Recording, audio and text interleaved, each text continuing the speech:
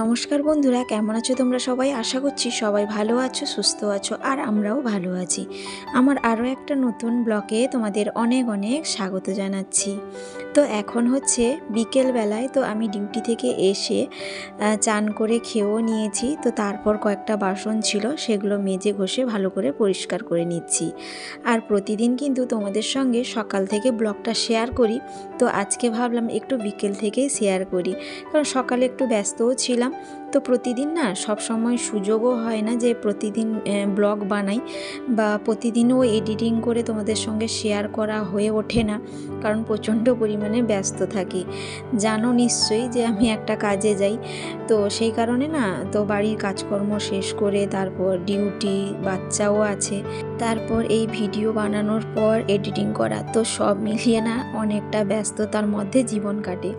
তো একেবারেই বলতে গেলে রেস্ট পাই না। তো যাই হোক, তোমাদের সঙ্গে কথা বলতে বলতে আমি ওই দিকে বাসন মেজে পরিষ্কার করে রান্নাঘরটা গুছিয়ে দিয়ে এলাম। তারপর ওই কয়েকটা না চান করার সময় সমর কাপড় ধুয়েছিলাম, ওগুলো ঘরের মধ্যে মেলে দিলাম, যেহেতু এখন আর রোদ নেই তো সেই কারণে। আর কয়েকটা কাপড় সকালে কেচেছিলাম, সেগুলো রোদ থেকে তুলে নিয়ে এসে সেগুলো এখন ভাঁজ করে রাখলাম। তো তারপর এখন ঘরটা ভালো করে ঝাড় দিয়ে দিচ্ছি। আর আজকে না একটু তাড়াতাড়ি করে কাজটা গোছাচ্ছি, তার কারণ হচ্ছে আজকে একটু পিঠে করব। তো কয়েকদিন ধরে না ইচ্ছে হচ্ছে একটু পিঠে খেতে, কিন্তু একেবারেই সময় পাচ্ছি না। তো তার জন্য ভাবলাম আজকে একটু পিঠে বানাবো। আর রাত্রিবেলায় না বেশি কাজকর্ম করতে ভালো লাগে না, কারণ সকাল থেকেই কন্টিনিউ কাজ করে যাই। তো সন্ধ্যার সময় মনে হয় একটুখানি রেস্ট নিই। তো সেই কারণে ভাবলাম যে এখনই একটু পিঠে বানিয়ে নিই। তো নারিকেলটা কুড়ে প্রথমে আমি নলেন গুড় দিয়ে পুরটা মেরে নিয়েছি। তো তারপর এখানে সুজি ভেজে না ওই একটু আটার মতো মাখিয়ে নিলাম। তো বেশি ভাজিনি, হালকা করেই ভেজেছি, বেশি ভাজলে আবার চিট ধরবে না, তো সেই কারণে হালকা করে ভেজে গরম জল ফুটিয়ে তার মধ্যে একটুখানি লবণ দিয়ে সুজি দিয়ে ভালো করে মাখিয়ে নিয়েছি। আর গরম গরম এটা মাখাতে হবে, ঠান্ডা হয়ে গেলে না ভালো হয় না, শক্ত হয়ে যায়। তো সেই কারণে সঙ্গে সঙ্গে গরম অবস্থাতেই মাখিয়ে আমি পিঠেগুলো বানিয়ে নিচ্ছি। আর সত্যি কথা বলতে কি, শীতের সময় যে কোনো পিঠেই কিন্তু খেতে ভালো লাগে, আর তার উপর যদি নলেন গুড় দিয়ে পিঠেটা বানানো হয় তখন কিন্তু আরও ভীষণ খেতে ভালো লাগে। আর আগেকার দিনে মা ঠাকুমারা কিন্তু চাল বেটে তারপর পিঠে বানাতো, কতটা পরিমাণ কষ্ট হতো বলো। আর আগেকার দিনে লোক সংখ্যাও বেশি থাকতো, অনেকটা সময় নিয়ে পিঠে বানাতে হতো।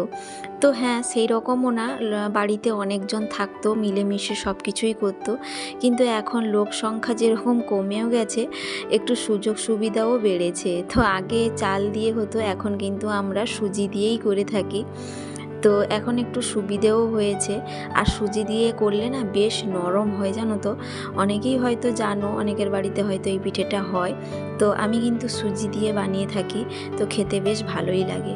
তো যাই হোক, তোমাদের সঙ্গে কথা বলতে বলতে অনেকগুলো পিঠে কিন্তু আমি তৈরি করে নিয়েছি। আর ওইদিকে গ্যাসে কিন্তু কড়াইতে দুধ গরম বসিয়েছি। দুধ গরমটা হতে হতে এদিকে আমার পিঠেগুলো সব বানানো হয়ে যাবে। তারপর কিন্তু ফুটন্ত দুধের মধ্যে ওই পিঠেগুলো দিয়ে দিব। আর এই পিঠেগুলো বানাতে বানাতে না মনে পড়ে গেল যে ছোট্ট ছোট্ট ওই বলের আকারে কয়েকটা দিতে হবে। মা ঠাকুমারা বলতো যে পিঠে বানানোর সময় নাকি বলের আকারে এমনি পিঠে তৈরি করতে হয়, তো তার জন্য ছোট্ট ছোট্ট বলের মতো কয়েকটা দিয়েছি। তো যাই হোক, পিঠেগুলো রেডি হয়ে গেছে। তারপর ওই গরম দুধ যে বসিয়েছিলাম, ওই দুধটা না একটু পাউডার দুধ নিয়ে তার মধ্যে মিশিয়ে নিচ্ছি। দুধটা একটু অল্পও ছিল, আর তার উপর না এই পিঠেতে না একটু পাউডার দুধ মিশিয়ে দিলে না খেতে বেশ ভালো লাগে, মানে ঘনত্বটা বেড়ে যায়। তো সেই কারণে তো তার জন্য একটু পাউডার দুধ মিশিয়ে দিলাম। আর তারপর ফুটে যাওয়ার পর এক এক করে পিঠেগুলো দিয়ে দিচ্ছি। আমার কিন্তু মাছ মাংসের থেকে এই পিঠেটা খেতেই বেশ ভালোই লাগে, কিন্তু এখন সময় আর সুযোগের অভাবে পিঠে সেরকম বানিয়ে উঠতে পারি না। তো তবুও চেষ্টা করি একটু টুকিটাকি পিঠে এটা সেটা বানানোর। তো যাই হোক, তারপর ওই দুধ আর পিঠেটা ফুটে যাওয়ার পর নলেন গুড় উপর দিয়ে একটু দিয়ে দিলাম। তো বেশ ভালোই লাগছে এবং সেন্টটাও দারুণ হয়েছে। আর না বেশ নরম হয়েছে বলে ওই এক দুটো না পিঠে থেকে নারিকেল বেরিয়ে পড়েছে, তো তার জন্য একটু অন্যরকম লাগছে। তো যাই হোক, পিঠে হয়ে যাওয়ার পর নামিয়ে নিয়েছি। তোমাদের কেমন লাগছে অবশ্যই কমেন্ট করে জানিও। আর এই যে কয়েকদিন ধরে পালোর কাজ করছিলাম, তো পালোগুলো ভালো করে পেস্ট করে জল দিয়ে ধুয়ে রেখেছিলাম। তারপর এই যে পালো বেরিয়েছে, দেখতেই পাচ্ছ। আর অনেক দিদিভাই কমেন্ট করছো যে পালো কী জিনিস। তো পালো এটা শরবত করে খাওয়া হয়, বা ঠাকুর পুজোয় যেরকম সুজি তৈরি করে দেওয়া হয়, পালোটাও সেরকম তৈরি করে ঠাকুর পুজোয় লাগে। তো যাই হোক, ভালো পালোটা আমি কিন্তু বড় গামলার মধ্যে রেখেছি, আর তার ওপরের যে একটু কালো ধরনের পালোগুলো ওইগুলো আলাদাভাবে বের করে রেখেছিলাম। দেখতেই পাচ্ছ কালো জলগুলো বড় বালতির মধ্যে ঢেলে রাখলাম, আর ভালো পালোটা ওই ছোট্ট গামলার মধ্যে রাখলাম। আর এই পালো খেতে যতটা সময় লাগে তার থেকে 1000 গুণ সময় লাগে এটা তৈরি করতে। যারা আমার পরপর ব্লগগুলো দেখেছো তারা নিশ্চয়ই জানবে যে পালোটা তৈরি করতে কতটা পরিমাণ কষ্ট করতে হয়েছে। তো যাই হোক, এই পালোগুলো বের করে রাখলাম, আর বালতির মধ্যে কিছুটা জল থাকলো, সেটা আবার ধুয়ে ভালো করে রাখতে হবে। তো তারপর এদিকে মিস্ত্রিবাবু এসছেন। ওই সামনের যে বড় গেট, তো ওর সাইডে যে ফাঁকা অংশ ছিল কাঁচ বসানোর জন্য, তো ওই কাঁচগুলো চলে এসছে। অর্ডার দেওয়া হয়েছিল, তো অনেক দিন ধরেই এসছে, কিন্তু মিস্ত্রিবাবু সময় সুযোগ পাচ্ছিলেন না লাগানোর জন্য, তো সেই কারণে লাগানো হয়নি।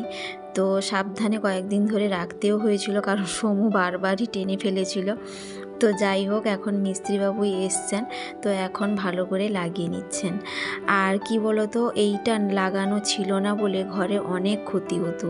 বিড়াল ঢুকে যেত, পাখি ঢুকতো, প্রচুর পরিমাণে নোংরা করতো, এটা সেটা ফেলেও দিত, আর দুধ খেয়ে যেত, তরকারিও অনেক সময় নষ্ট হয়ে যেত। তো সেই কারণে প্রচুর পরিমাণে সমস্যা হতো। তো যাই হোক, এখন যেহেতু কাঁচটা বসে যাবে, অনেকটা ঘরটা মানে প্রোটেকশান থাকবে বলতে গেলে। আর কি বলতো, ঠান্ডার সময় না অনেকটা পরিমাণ বাতাসও ঢুকতো, তো সেই কারণে অনেক সমস্যাও হতো, কিন্তু মিস্ত্রিবাবু সময় পাচ্ছিলেন না বলে তো সেই কারণে আর লাগানো হয়নি। আর এই কাঁচটা যে লাগানো হচ্ছে তার সাইডে একটা প্লাই মতো অংশ বাজার থেকে নেওয়া হয়েছে, তো সেটাই কেটে ভালো করে লাগানো হচ্ছে। আর এই লাগানোর পর তোমাদের এই ডিজাইনটা কেমন লাগছে অবশ্যই কমেন্ট করে জানিও। তো এইদিকে তো কাজ চলছে, আর এদিকে আমি চা করতে এলাম মিস্ত্রিবাবুর জন্য, আর এদিকে তোমাদের দাদা ভাইয়ের জন্য প্রথমে লিকার চা করে নিয়েছি, তো তারপর মিস্ত্রিবাবু আর আমার জন্য দুধ চা বানাচ্ছি। আর একটু আগে সমুকে বনবিটা দুধ বানিয়ে দিয়েছিলাম, ও খেয়েও নিয়েছে। তো এদিকে না একটু ঝুড়ি মিস্ত্রিবাবুকে দেব, কৌটোর মধ্যে শেষ হয়ে গেছিলো, তো তার জন্য কৌটোর মধ্যে ঢেলে নিচ্ছি। আর এক হাতে ক্যামেরাটা ধরেছি বলে একটু সমস্যাও হচ্ছে। তো যাই হোক, কিছুটা পরিমাণ ঢেলে নিলাম, আর একটুখানি পেপারের মধ্যে থেকেও গেল, সেটা পরে একটু বের করে নেব। তো মিস্ত্রিবাবুকে এখন চা, বিস্কিট আর ঝুড়ি একটু দেব।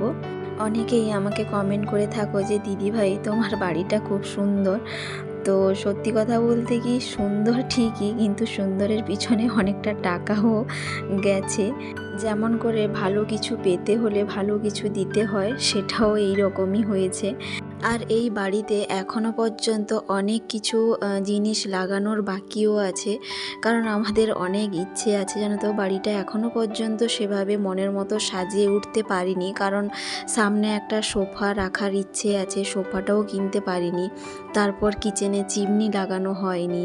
তো তারপর আস্তে আস্তে গরমও পড়ছে, তো গরমকালে তো এই ফাঁকা জায়গায় একেবারেই থাকা যাবে না, তখন কিন্তু এসিও কিনতে হবে। তো এসি মানে তো জানো অনেকটা টাকার বাজেট থাকে। তো অনেক কিছু জিনিস বাকি আছে, সবটা হয়তো তোমাদেরকে বলতে পারলাম না। অনেক ইচ্ছে আছে জানো তো, কিন্তু কবে পারবো সেটা জানি না। তো যাই হোক, তোমাদের সঙ্গে ভালো মন্দ কথা শেয়ার করে নিলাম। তো যাই হোক, তোমাদের সঙ্গে কথা বলতে বলতে এদিকে কিন্তু পুরো কাঁচগুলো লাগানো কমপ্লিট হয়ে গেল। আর হ্যাঁ, এই দরজা দেখেই কিন্তু মনে পড়ে গেল তোমাদের সঙ্গে, তাই একটা কথা শেয়ার করে নিচ্ছি। এই যে দরজাটা দেখতে পাচ্ছ একটু অন্যরকম, কিন্তু দুই সাইডে যে কাঁচ আছে ওই কাঁচের বরাবর কিন্তু আমরা গোল শেপ করতে বলেছিলাম, কিন্তু ওইটা ভুলবশত ওইটা কিন্তু আলাদা টাইপের দরজাটা হয়ে গেছে। মানে দুই দিকে কাঁচটা বের করানো হয়ে গেছে। আমরা ভেবেছিলাম দুই দিকে যেরকম কাঁচ বসছে রাউন্ডটাও সেইভাবে হতো। তো যাই হোক, হয়ে গেছে যখন, কিছু করার নেই। তো কাঁচটা লাগানোর পর কেমন লাগছে অবশ্যই কমেন্ট করে জানিও। তো যাই হোক বন্ধুরা, আজকের ব্লগটা এখানেই শেষ করছি। কেমন লাগলো জানাতে কিন্তু ভুলো না। তো সবাই ভালো থাকবে, সুস্থ থাকবে, আবারও দেখা হবে।